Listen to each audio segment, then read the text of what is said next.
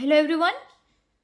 સો હવે આપણે આજના લેક્ચરમાં ફરી આગળ વાત કરવાની છે નવા સબ ટોપિકની, કે જે છે વિવિધ જાતિઓ વચ્ચે અથવા તો પ્રજાતિઓ વચ્ચે કેવી રીતે પારસ્પરિક ક્રિયાઓ થાય છે તેમાંનો નવો સબ ટોપિક છે આજનો સહભોજિતા, જેને ઇંગ્લિશમાં આપણે કહીશું કોમેન્સાલિઝમ.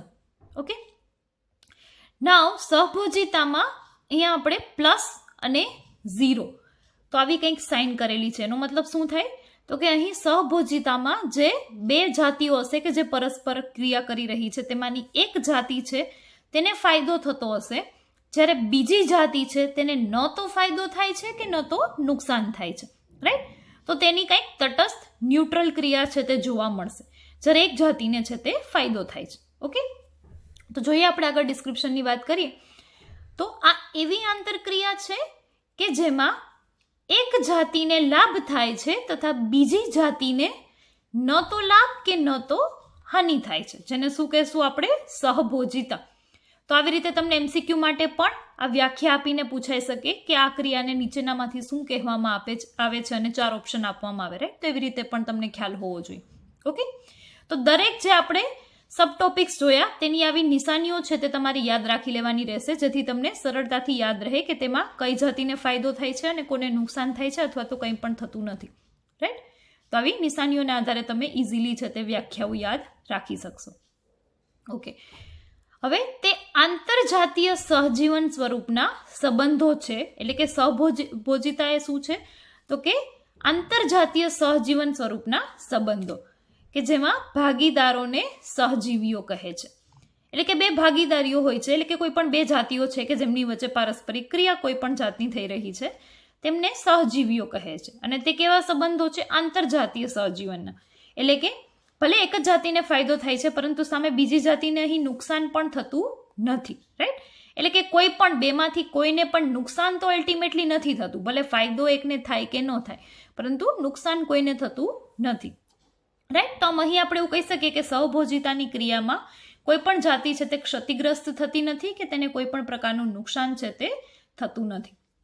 જેના ઉદાહરણો છે તેના વિશેની આપણે ચર્ચા કરીએ તો જેમાં સૌથી પહેલું છે ચૂષક માછલી, કે જે શાર્ક માછલીની સપાટીને ચોંટીને રહે છે. જેમાં હવે ચૂષક માછલી છે તેને શાર્ક માછલીમાંથી છૂટી ગયેલો ખોરાક મળે છે અને સાથે સાથે તેને રક્ષણ પણ મળે છે, અને તેને પાણીમાં વહી અને આગળ જવા માટે શાર્ક માછલીની શરીરની સપાટી પણ મળે છે, તેની સાથે તે ચોંટેલી રહે છે. તેને પોતાને કોઈ ક્રિયા કરવી પડતી નથી એક જગ્યાએથી બીજી જગ્યા જવા માટે. એટલે શું થશે? તેની પોતાની એનર્જી છે તે કોઈ પણ પ્રકારની ઉર્જા છે તે વપરાતી નથી. અને સાથે સાથે આ શાર્ક માછલી જ્યારે કોઈ પણ શિકાર પકડશે તો તેના નાના નાના કટકા જે કંઈ થોડું ઘણું છૂટી જતું હશે ખોરાકનું, તે પણ આ ચૂષક માછલી તે તો ખૂબ જ સૂક્ષ્મ કદની છે, તેને ખોરાક પણ ખૂબ જ ઓછો જોઈએ શાર્ક માછલીની કમ્પેરિઝનમાં. રાઈટ, તો આમ શાર્ક માછલીનો છૂટેલો ખોરાક છે તે જ ચૂષક માછલીને ઇનફ થઈ જાય. તો આમ ચૂષક માછલીને એક જગ્યાએથી બીજી જગ્યાએ જવા માટે પોતાની ઉર્જા પણ વ્યય કરવી પડતી નથી અને સાથે ખોરાક ગોતવા માટે પણ જવું પડતું નથી. તો આમ ચૂષક માછલી છે તેને ફાયદો થાય છે, જ્યારે શાર્ક માછલીને કોઈ પણ જાતનું નુકસાન પણ થતું નથી કે લાભ પણ થતો નથી. તો તેના શરીર પર આવી નાનકડી ચૂષક માછલી ચોંટીને રહે તેનાથી શાર્ક માછલીને કોઈ ફેર પડતો નથી. ન તો તેને વજન લાગે છે કે ન તો આ ચૂષક માછલી છે જે કોઈ પણ પ્રકારે ડંખ મારવો કે ઝેરી હોવું તેવી કોઈ પણ તેનામાં લક્ષણો છે નહીં. તો અહીં સહભોજિતાનું ઉદાહરણ છે કે જેમાં એકને ફાયદો થાય છે, એટલે કે ચૂષક માછલીને ફાયદો થાય છે, જ્યારે શાર્ક માછલીને તટસ્થ છે તે જોવા મળે છે, ન તો ફાયદો થાય છે કે ન તો નુકસાન થાય છે. ઓકે, નેક્સ્ટ ઉદાહરણ છે કેટલાક કશાધારીઓ છે કે જે એટલે કે સૂક્ષ્મ કદના પ્રાણીઓ જેઓ કશા ધરાવે છે તેઓ ઉધઈના શરીરમાં રહીને જીવે છે. તો અહીં પણ ઉધઈને તેનાથી કોઈ નુકસાન થતું નથી, તેને કોઈ પણ જાતનો રોગ થતો નથી, તેના શરીરમાં કોઈ પણ જાતની વીકનેસ આવતી નથી, તેને કોઈ પણ નુકસાન નથી થતું. પરંતુ ઉદયના શરીરમાં જે બિન ઉપયોગી જે તેના શરીર માટે કચરો છે કે તેના શરીર માટે જે ઉપયોગી ખોરાક નથી તેનો ઉપયોગ આવા કશાધારીઓ કરી રહે છે. એટલે જેને લીધે તેને શું થાય તો કે તેને ફાયદો થશે, જ્યારે બીજા ઉદયને કોઈ પણ પ્રકારની નુકસાની કે ફાયદો થશે નહીં. નેક્સ્ટ ઉદાહરણ છે કે જે ઇમ્પોર્ટન્ટ છે, તેના પરથી તમારી ટેક્સ્ટબુકમાં ક્વેશ્ચન પણ છે એક્સરસાઇઝમાં. તો પહેલા ઉદાહરણની આપણે ચર્ચા કરી પછી તમને ક્વેશ્ચન જણાવીશ કયો છે. તો આંબાની ડાળી પર પરરોહી તરીકે ઉગતી ઓર્કિડ વનસ્પતિ છે જે ઓર્કિડ અને વ્હેલ માછલીની પીઠ પર વસવાટ કરતા બાર્નેકલ્સ સૂક્ષ્મ કદના પ્રાણીઓને ફાયદો થાય છે, જ્યારે આંબાના વૃક્ષ અને વહેલને તેનાથી કોઈ લાભ કે નુકસાન થતું નથી. તો અહીં એકી સાથે બે ઉદાહરણ છે કે જે તમારી ટેક્સ્ટબુકના જ છે કે આંબાની ડાળી પર પરરોહી તરીકે કોણ ઉગી નીકળે છે? ઓર્કિડ. તો ઓર્કિડ છે તેને આંબાની ડાળીઓનો સહારો મળે છે. બીજા નંબરમાં તેને ઊંચાઈ મળે છે, જેને લીધે તેને સરખી પૂરતી સનલાઇટ મળે, જેથી તે તેનો જીવન નિર્વાહ છે તે સારી રીતે કરી શકે. તો ઓર્કિડને એક આધાર મળે છે, એક રહેઠાણ મળે છે, જ્યારે તેનાથી આંબાને કોઈ પણ નુકસાન થતું નથી. રાઈટ. સેમ બીજું છે વ્હેલ માછલીની પીઠ પર. જેમ અહીં આપણે ચૂષક માછલી અને શાર્ક માછલીની વાત કરી હતી, તેવી જ રીતે વ્હેલ માછલી કે જે એક પ્રકારનું સસ્તન છે, મોટા કદની, સૌથી મોટા કદની પ્રાણી છે. તો આ વ્હેલ માછલી છે તેની પીઠ પર આવા નાના નાના બાર્નેકલ્સ છે તે ચોટીને રહેતા હોય છે. તો આમ અહીં પણ સેમ ચૂષક માછલીની જેમ બાર્નેકલ્સને શું મળશે? તો કે તેને એક તો ઉર્જા વ્યય નહીં કરવી પડે એક જગ્યાએથી બીજી જગ્યાએ જવા માટે. સેકન્ડરી, આ શાર્ક માછલી દ્વારા જે છૂટેલો ખોરાક હશે એટલે તેના ટુકડાઓ હશે તેને બાર્નેકલ્સ ઉપયોગમાં લઈ લેશે પોતાના ખોરાક માટે. રાઈટ. તો આમ અહીં તેને ના તો રહેઠાણ ગોતવું પડશે રહેવા માટે, ન તો તેને એક જગ્યાએથી બીજી જગ્યાએ જવા માટે ઉર્જાનો વ્યય કરવો પડશે, અને ન તો તેમને ખોરાક પણ ગોતવો પડશે. તો આમ અહીં બાર્નેકલ્સને સંપૂર્ણ રીતે ફાયદો થાય છે, જ્યારે તેનાથી મોટા કદની વ્હેલ માછલીને કોઈ પણ જાતનો ફરક પડતો નથી, એટલે કે નથી નુકસાન થતું કે નથી ફાયદો થતો. રાઈટ. તો આ તમારી ટેક્સ્ટબુકમાં ક્વેશ્ચન એવી રીતે આપેલો છે. ક્વેશ્ચન નંબર 7 છે કે જે ક્વેશ્ચન છે, ઓર્કિડ વનસ્પતિ આંબાના વૃક્ષની શાખા પર ઉગી રહી છે, તો ઓર્કિડ અને આંબાના વૃક્ષ વચ્ચેની આ પારસ્પરિક ક્રિયાનું વર્ણન તમે કેવી રીતે કરશો? તો આવી રીતનો કંઈક ક્વેશ્ચન છે. તમે અહીં ક્વેશ્ચન નંબર 7 છે જે જોઈ શકો છો. તો આમ ઓર્કિડ વનસ્પતિ આંબાના વૃક્ષની શાખા પર ઉગી રહી છે, તો ઓર્કિડ અને આંબાના વૃક્ષ વચ્ચેની આ પારસ્પરિક ક્રિયાનું વર્ણન તમે કેવી રીતે કરશો? તો તમે સૌપ્રથમ લખશો કે આ પારસ્પરિક ક્રિયા છે તે કઈ છે? સહભોજિતાની છે. રાઈટ, જે આપણે ભણી રહ્યા છીએ. ત્યારબાદ સહભોજિતા શું છે? તો તેની વ્યાખ્યા અને તેના વિશેની ક્રિયાઓનું વર્ણન કરવાનું. પછી માર્ક્સને અકોર્ડિંગ 2 માર્ક્સનો ક્વેશ્ચન છે, તો એક લાઇનની વ્યાખ્યા અને એક ઉદાહરણ આપી અને પૂરું કરી દેવાનું. 3 માર્ક્સ છે તો તેનું થોડું વધારે ડિસ્ક્રિપ્શન છે તે તમારે આપવાનું રહેશે. ક્લિયર? તો આવી રીતે તમને ટ્વિસ્ટ કરીને ઉદાહરણો દ્વારા તમને એ પ્રક્રિયાનો ક્વેશ્ચન પૂછવામાં આવે તો પણ તમને ખ્યાલ હોવો જોઈએ. એટલે જ આપણે ઉદાહરણો છે તે બધા જ કે જે પૂછાઈ શકે તેવા મોટાભાગના ઉદાહરણો બધા જ છે તે કવર કરેલા છે તમારી ટેક્સ્ટબુકના, એઝ વેલ એઝ અમુક જે એક્સ્ટ્રા હશે તો તે પણ કવર કરેલા છે આપણે. રાઈટ. તો આમ ઉદાહરણ પણ તમારે ખાસ ધ્યાનમાં લેવા કે આ ઉદાહરણ છે તે કઈ ક્રિયાનું વર્ણન કરે છે. કેમ કે જ્યારે તમે થિયરી સ્ટડી કરો છો ત્યારે તમને ખ્યાલ જ છે કે આ થિયરીની અંદરનું ઉદાહરણ છે, પરંતુ જેમ અહીં ક્વેશ્ચન પૂછેલો છે કે તમને ઉદાહરણ પરથી પૂછે કે આ શું કહેવા માંગે છે, તો ઇટ મીન્સ કે તે કયો ટોપિક છે તે તમારે ઉદાહરણ પરથી ગેસ કરવાનું રહેશે. રાઈટ. તો આમ બંને રીતે તમારા કોન્સેપ્ટ છે તે ક્લિયર રાખજો, જેથી તમને કોઈ પણ ટ્વિસ્ટેડ ક્વેશ્ચન પૂછાય ક્યારેય પણ તો તમને પ્રોબ્લેમ થાય નહીં. રાઈટ. ઓકે, આગળ વધીએ. નેક્સ્ટ ઉદાહરણ છે કે જે ખૂબ જ કોમનલી જોવા મળતું ઉદાહરણ છે, જે છે બગલા અને ચારણ કરતા પશુઓ નજીકથી એકબીજાના ગાઢ સહવાસમાં રહે છે.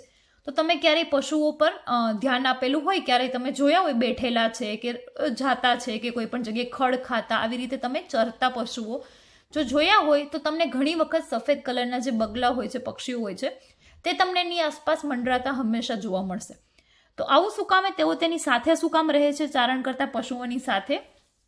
તો આ એક સહભોજિતાનું ઉત્તમ ઉદાહરણ છે કે જ્યાં પશુઓ ચરે છે અને તેની પાસે જ બગલા ખોરાક પ્રાપ્તિ માટે રહે છે. શું કામે? તો કે કારણ કે જ્યારે પશુઓ ચાલે છે ત્યારે ઝાડપાન હલાવે છે, એટલે જ્યારે પશુ પોતાના ખોરાક માટે આગળ ચાલશે, તેના ખોરાક છે તે એટલે કે ચરવા માટે તે ક્રિયા કરશે, ચાવવાની છે, ખડ તોડવાની છે, તો તેના લીધે થઈને શું થશે? તો કે આવા ખડમાં રહેલા કોઈ પણ કીટકો છે તે ખડમાંથી ઉડશે, એટલે કે બહાર નીકળશે. તો આમ તેમાંથી કીટકો બહાર નીકળે છે અને બગલા એ કીટકોને ખાય છે.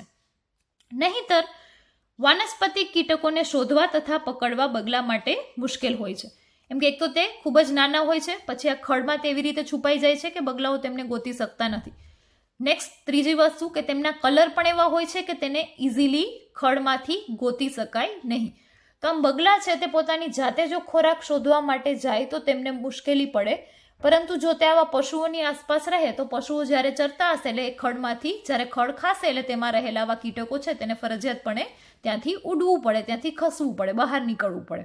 આથી શું થશે તો બગલાઓ છે તેમને ઓળખી શકશે અને તેનો ખોરાક તરીકે ઉપયોગ કરી લેશે. તો આમ અહીં પણ આવા ચારણ કરતા પશુઓને લીધે બગલાને ફાયદો થાય છે, રાઈટ. પરંતુ તમે ઉદાહરણ પરથી સમજી શકો કે એમાં પશુઓને કોઈ પણ જાતની નુકસાની છે નહીં બગલાથી. તો આ કેવું ઉદાહરણ થયું? સહભોજિતાનું ઉદાહરણ થયું, રાઈટ. તો આમ ઉદાહરણ પરથી તમારે ગેસ કરવાનું રહેશે કે આ ક્રિયા છે એટલે કે પરસ્પર જાતિઓ વચ્ચેની જે ક્રિયા છે તેમાંની કઈ ક્રિયા છે. ઓકે, નેક્સ્ટ ઉદાહરણ છે સમુદ્ર ફૂલ, જે ડંખી સૂત્રાંગો ધરાવે છે તથા તેની વચ્ચે રહેતી રંગ બદલતી ક્લોવન માછલી એટલે કે ક્લોવન ફિશ ને રક્ષણ મળે છે અને સમુદ્ર ફૂલને ન તો લાભ થાય છે કે ન તો નુકસાન થાય છે. તો સમુદ્ર ફૂલ છે કે જે એક પ્રકારના ડંખ ધરાવતા સૂત્રાંગો ધરાવે છે. તો આમ તેના ડંખને લીધે થઈને શું થશે, આવા ફૂલની વચ્ચે છે તે નાનકડી સૂક્ષ્મ ક્લોવન માછલી છે તે બેસી જશે. પરિણામે જ્યારે સમુદ્ર ફૂલ આગળ વધશે તેની સાથે સાથે માછલી પણ આગળ વધશે. પરંતુ માછલીને શું ફાયદો છે તો કે માછલીને પકડવાવાળી મોટી શિકારી માછલીઓ છે તે ત્યાં આજુબાજુ નહીં આવે, કેમ કે જો તે ખાવા માટે આવશે તો તેને આ સમુદ્ર ફૂલના ડંખ છે તે વાગશે, રાઈટ. આથી ક્લોવન માછલી છે તે રક્ષાયેલી રહેશે, તેને રક્ષણ મળશે અને પરિણામે સમુદ્ર ફૂલ છે તેને કોઈ પણ પ્રકારની નુકસાની તેમાં થતી નથી, તેને આ માછલીના હોવાથી કોઈ ફરક પડતો નથી. તો આમાં પણ કેવું ઉદાહરણ છે? સહભોજિતાનું ઉદાહરણ છે. ક્લિયર? તો આમ અહીં આપણે બધા જ સહભોજિતાના ઉદાહરણો છે તે કવર કર્યા અને સહભોજિતા ટોપિક છે તે પૂર્ણ કર્યો. નેક્સ્ટ ટોપિક આપણે ચર્ચા કરીએ જે છે પ્રતિજીવન.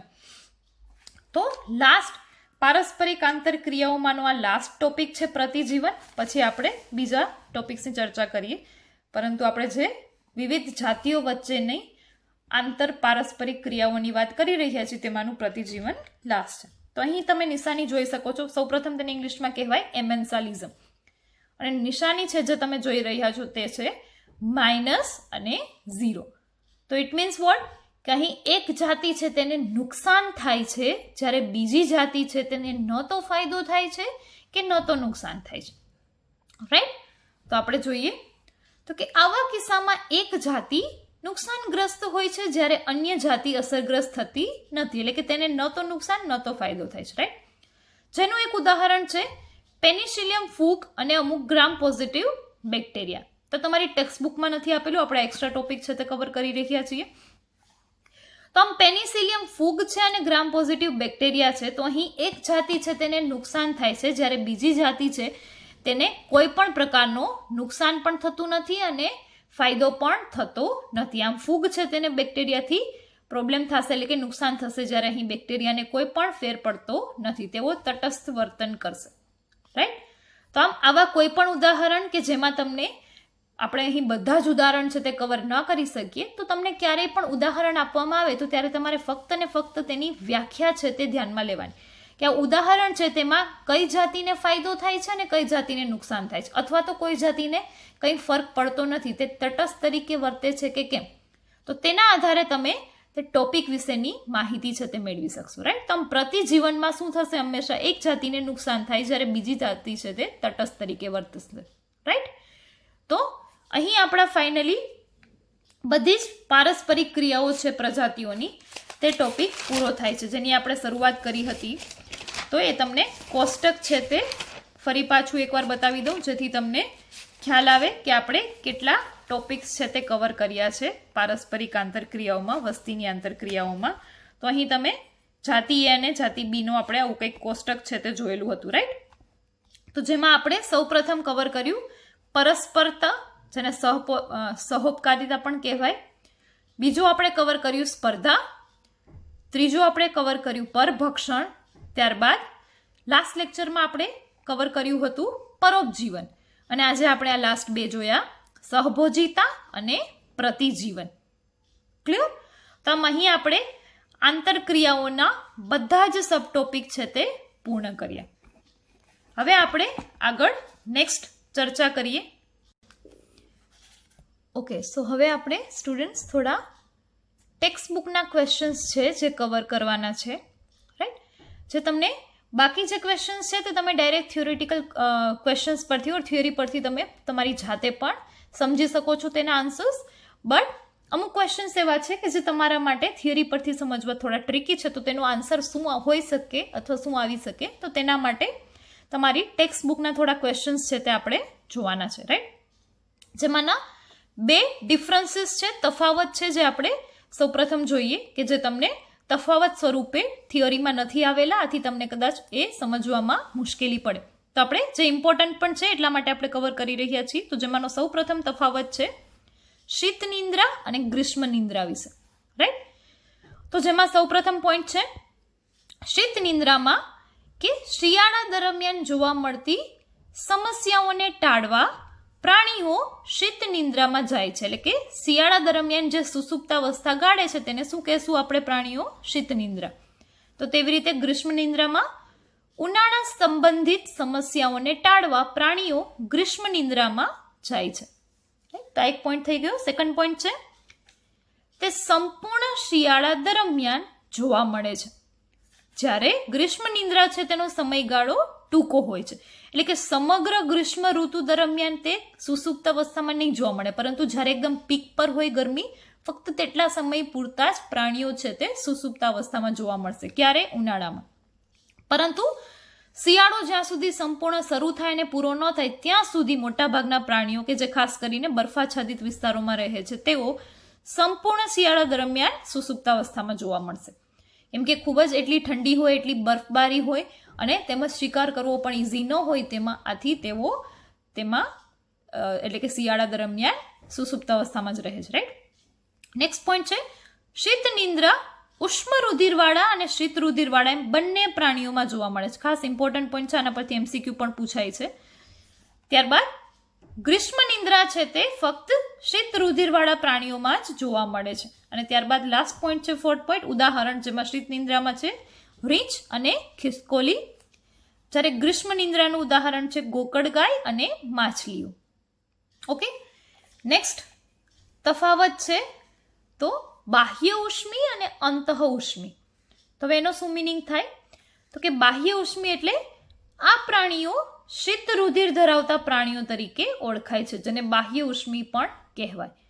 જ્યારે અંતઃ ઉષ્મી મતલબ તો કે એવા પ્રાણીઓ કે જે ઉષ્ણ રુધિર ધરાવે છે તેમને અંતઃ ઉષ્મી તરીકે ઓળખવામાં આવે છે. હવે ત્યારબાદ અહીં કેવા છે? શીત રુધિર ધરાવતા પ્રાણીઓ છે, એટલે કે ઠંડુ રુધિર ધરાવતા પ્રાણીઓ છે.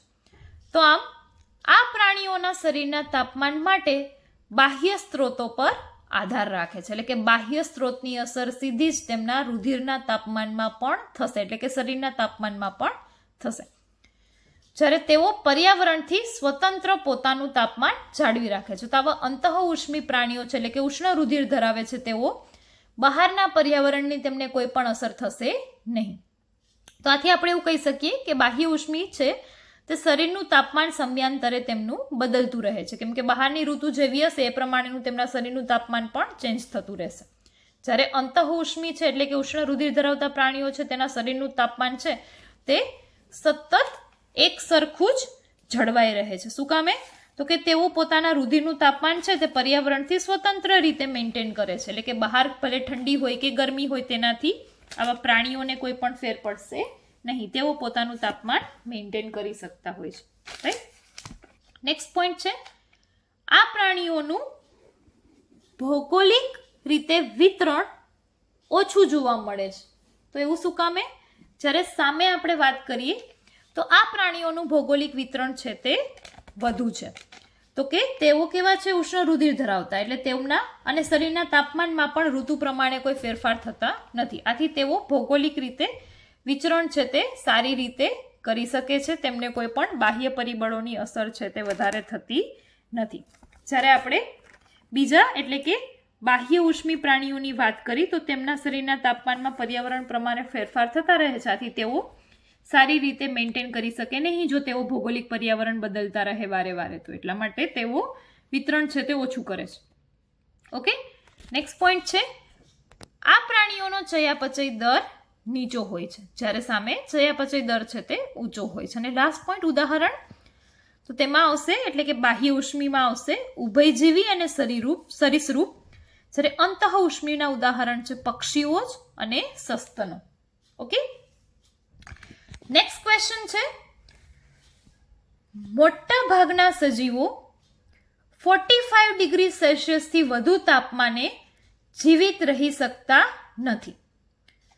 કેટલાક સૂક્ષ્મ જીવો 100 ડિગ્રી સેલ્સિયસ કરતાં પણ વધારે તાપમાન ધરાવતા નિવાસ સ્થાનમાં કેવી રીતે જીવિત રહે છે? તો આ ક્વેશ્ચન કોમન છે, આપણને પણ આવો ક્વેશ્ચન થાય કે થોડો ઘણો તાપમાનમાં 10-20 ડિગ્રીનો ફેરફાર થાય તો પણ થોડી અનઇઝીનેસ જોવા મળે.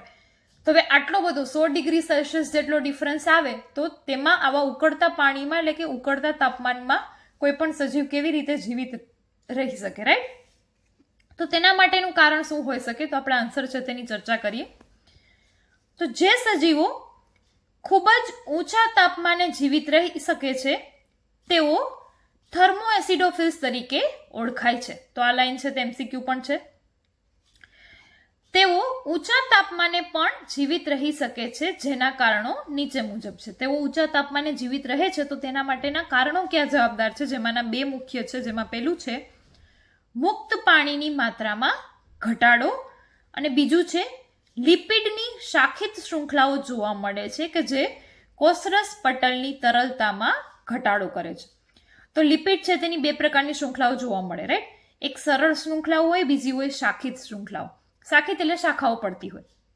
તો આવા લિપિડના પ્રકાર છે. તો આમ જેટલી શાખિત શૃંખલાઓ વધારે હોય લિપિડમાં, તો કોષરસ પટલ છે તે લિપિડનું બનેલું છે. લિપિડનું 2 પડનું આવરણ છે કોષરસ પટલ છે તે, રાઈટ?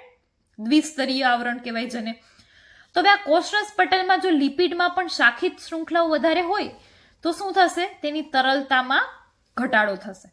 પરિણામે શું થશે કે તેના તાપમાનમાં ખૂબ ઊંચો એટલે કે શરીરના તાપમાનમાં ઊંચો ફેરફાર થશે નહીં.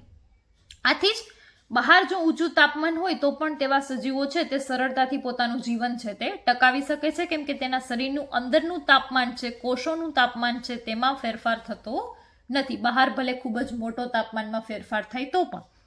આથી તેઓ ઊંચા તાપમાને પણ જીવિત રહી શકે છે. ઓકે, નેક્સ્ટ ક્વેશ્ચન છે, એવા લક્ષણોની યાદી બનાવો કે જે વસ્તીમાં હોય પરંતુ વ્યક્તિગત સજીવોમાં હોતા નથી. તો જેના છે દરેક ટોપિક આપણે ડિટેલમાં જોઈ ગયા છીએ. તો જેનો આન્સર છે પહેલું વસ્તી ગીચતા. તો સ્વાભાવિક છે કે તે સિંગલ વ્યક્તિમાં આપણે વસ્તી ગીચતાની ગણતરી કેવી રીતે કરી? વસ્તી ગીચતા ઓલવેઝ વસ્તીમાં જ જોવા મળે. આથી આ લક્ષણ કેવું છે? વસ્તી ગીચતા વસ્તીમાં હોય પરંતુ વ્યક્તિમાં ન જોઈ શકીએ આપણે. ગીચતા માપવી હોય તો વસ્તીની જ માપી શકાય. કોઈ સિંગલ વ્યક્તિમાં આપણે ગીચતા કેવી રીતે માપીએ, રાઈટ? તો એક આ છે લક્ષણ. બીજું જન્મદર. તો કોઈ એક સજીવને લઈને આપણે જન્મ દર વિશેની વાત કેવી રીતે કરી શકીએ? તો આ પણ લક્ષણ કેવું છે? વસ્તીનું છે કે આખી વસ્તીમાં આપણે જન્મદર છે તે નક્કી કરીએ છીએ, રાઈટ? સેમ તેવી રીતે મૃત્યુદર, ત્યારબાદ વૃદ્ધિ દર, જાતિ પ્રમાણ અને વય વિતરણ. તો વય આધારિત વિતરણ જેને આપણે પિરામિડ્સની ચર્ચા કરી ગયા, રાઈટ? તો આમ આ દરેક જે લક્ષણો છે તે ફક્ત શેમાં જોવા મળે? વસ્તીમાં જોવા મળે, જ્યારે વ્યક્તિગત સજીવોમાં તે હોય નહીં. નેક્સ્ટ અને લાસ્ટ ક્વેશ્ચન છે, જો અને ઇમ્પોર્ટન્ટ છે કેમ કે કેલ્ક્યુલેશન છે આમાં, તો ખાસ યાદ રાખજો. જે આપણે સૂત્રો છે તે જોઈ ગયા થોડા લેક્ચર્સ પહેલા, એટલે કે મિનિમમ 7-8 લેક્ચર્સ પહેલા આપણે આ ચેપ્ટરના સૂત્રો વિશે ટોપિક જે આપણે કવર કર્યા હતા, ચરઘાતાંકીય આલેખ વગેરેના, તો તેમાં આપણે સૂત્રો છે તેની ચર્ચા કરી ગયા. તેના પરથી ગણતરીવાળા ક્વેશ્ચન્સ છે તે પૂછાતા હોય. જનરલી MCQs હોય છે, પરંતુ તમારે MCQના આન્સર માટે કેલ્ક્યુલેશન તો કરવું પડશે. તો એક સમજી લો, એટલા માટે ક્વેશ્ચન છે તે ઇન્ક્લુડ કરેલો છે અહીં. તો જો ચરઘાતાંકીય રીતે વધતી વસ્તી 3 વર્ષમાં કદમાં 2 ગણી થઈ જાય છે તો તેના વધારાનો આંતરિક દર એટલે કે R શું હશે? તો અહીં આપણે સૂત્ર છે NT = N0 e⁻ RT. તો આ સૂત્ર છે તે કંઈક તમે ટેક્સ્ટ બુકમાં આપણે આ ટોપિક ચર્ચા કરી ગયા છીએ. વસ્તી વૃદ્ધિનો કંઈક આલેખ છે તે આપણે આ રીતનો જોયેલો હતો, જ્યાં આવું કંઈક સૂત્ર જોવા મળે. તો NT શું છે? T સમય પછી વસ્તી ગીચતા. N0 શું છે? શૂન્ય સમયે વસ્તી ગીચતા. R છે તે પ્રાકૃતિક વધારાનો આંતરિક દર છે, અને જ્યારે E છે તે ફિક્સ છે, પ્રાકૃતિક લઘુગુણકનો આધાર, જેની કિંમત છે 2.71828. રાઈટ? તો આવો આલેખ છે તે આપણે ચર્ચા કરી ગયા. તો સંભાવ્ય વૃદ્ધિ અને ચરઘાતાંકીય વૃદ્ધિ, આવા બે આલેખો છે તેની આપણે વસ્તી વૃદ્ધિના ટોપિકમાં ચર્ચા કરી ગયા. તો આમ આના પરથી એટલે કે આ સૂત્ર પરથી આપણે ગણતરી છે તે કરવાની છે. તો જોઈએ, સૌપ્રથમ અહીં સૂત્ર મૂકેલું છે NT = N0 e⁻rt. ત્યારબાદ NT તો 2 ગણી વસ્તી થઈ જાય છે એવું તમને કીધું છે કદમાં, બરાબર? એટલે કે શરૂઆતમાં 1 હોય તો T સમયે કેટલી થઈ જાય છે? 2, ડબલ થઈ જાય છે. એટલે કે N0 બરાબર આપણે 1 લીધું છે અને NT બરાબર 2 લીધેલું છે. ઓકે, E છે 2.71828, જે કિંમત છે તે ફિક્સ છે, જે મેં તમને હમણાં બતાવી. અને T સમય શું આપેલો છે? 3 વર્ષ. રાઈટ? તો અહીં T બરાબર 3. તો આથી આપણે જો સૂત્રમાં મૂકીએ તો NT બરાબર 2 = N0 શું છે?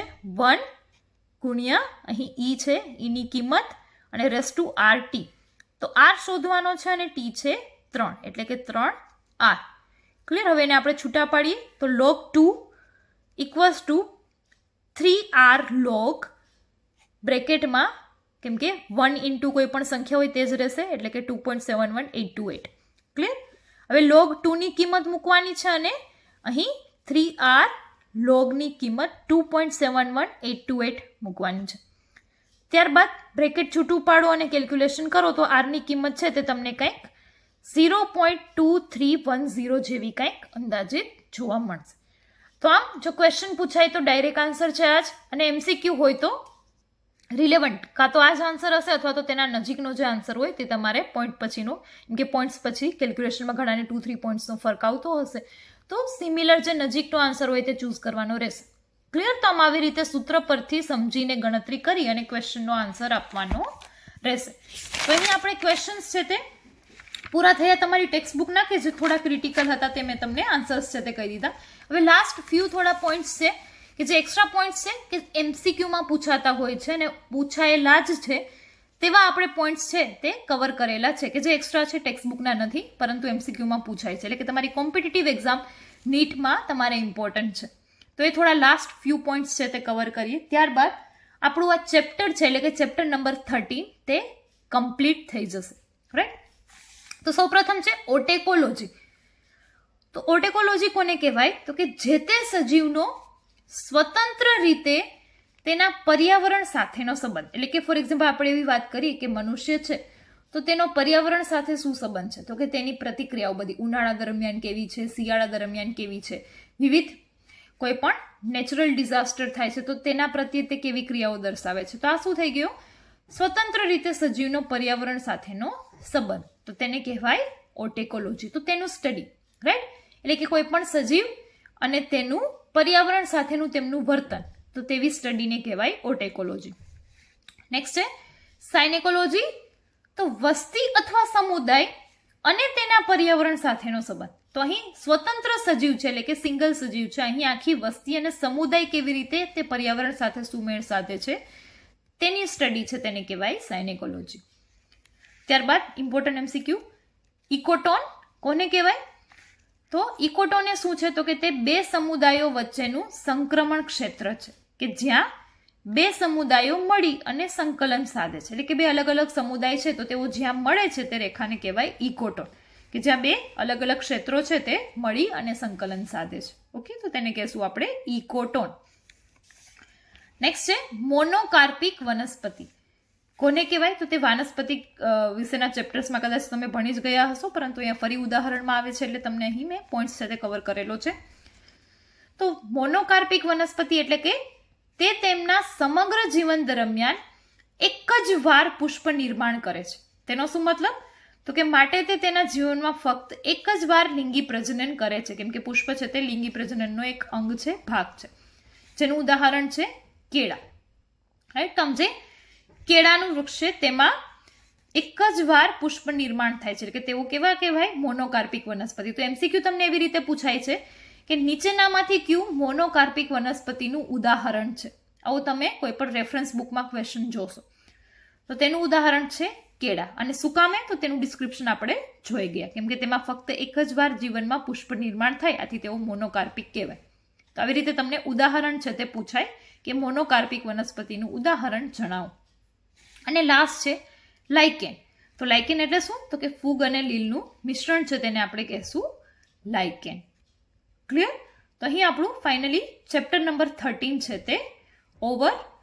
નેક્સ્ટ આપણે નવા ટોપિક અને નવા ચેપ્ટર સાથે આગળ વધીશું. ત્યાં સુધી બધા જ extra points as well as જે તમારા ટેક્સ્ટ બુકના અમુક ક્વેશ્ચન હતા કે જે મે બી ટિપિકલ હોઈ શકે તમારા માટે, તે પણ આપણે કવર કરેલા છે અને ઓબ્વિયસલી થિયોરી બધી કવર કરેલી જ છે, રાઈટ. So thank you.